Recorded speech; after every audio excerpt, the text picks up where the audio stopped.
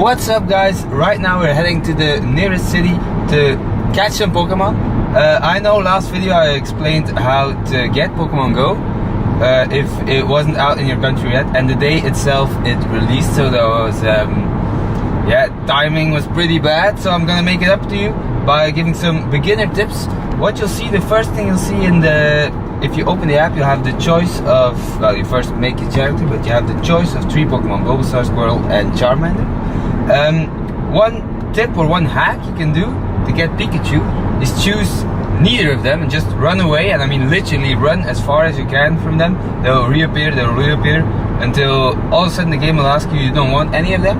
Do you want this Pikachu instead? And you click yes, and then you get a Pikachu. Why would you do it? Because Pikachu is way harder to get in the game than another Bulbasaur or Squirtle or Charmander, because they get from eggs.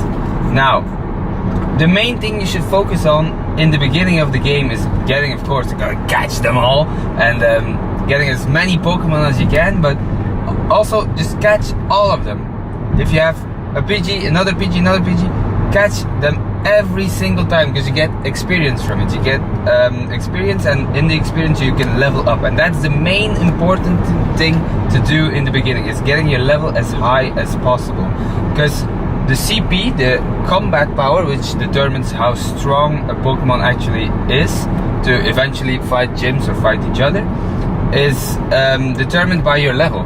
So the higher you are in level, the higher CP Pokemon you will get, or you can hatch from eggs.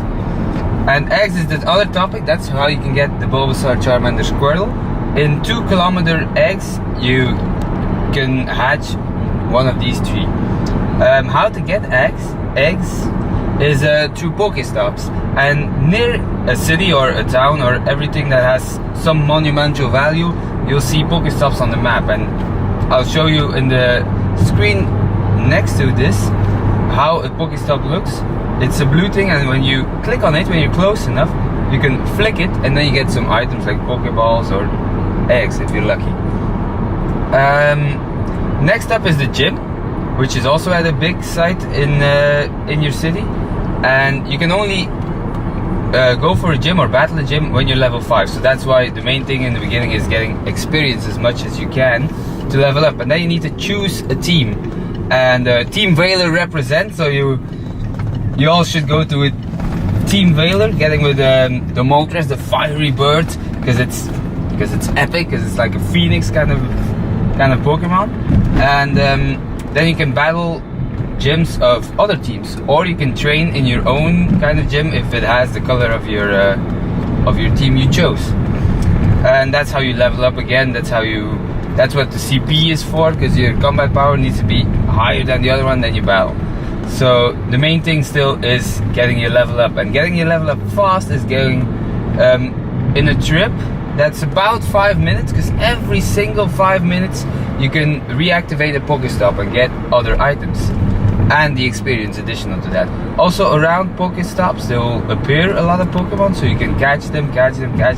Eventually, if you have a lot of the same, you look who's the weakest, who's the lowest in CP, and you transfer it, and every time you transfer it you get a point for that particular Pokemon, like for instance a Pidgey, and if you have like 12 Pidgey points, you can evolve it into a Pidgeotto and eventually into a Pidgeot. So only with your strongest one you should do it, to get one strongest Pokemon in CP you can have. Okay, now it is beneficial to evolve as many Pokemon as you can, because you can get a 500 experience every time you evolve a Pokemon, but you have to spend more Pokemon points each evolution. So second stage evolution gets you 500 XP, but the third stage evolution gets you 500 XP as well, but you spend way more points. So it ain't smart to do the third stage evolution every time. So you have like 10 Pidgeottos just for the experience, and then you can transfer them all off. Again, to get as much experience as again to level up as high as you can. Right now I'm level 14. I've been finding some decent Pokemon lately, and the higher you are in level, the more rare you kinda can find them. Also, depending on your location, you find different types of Pokemon, of course. that's all for now. So, going on a hunt, praying for some eggs to be hatched, some Pokemon to be caught, and some Pokemaster in making. See you in the next one. Thanks for watching.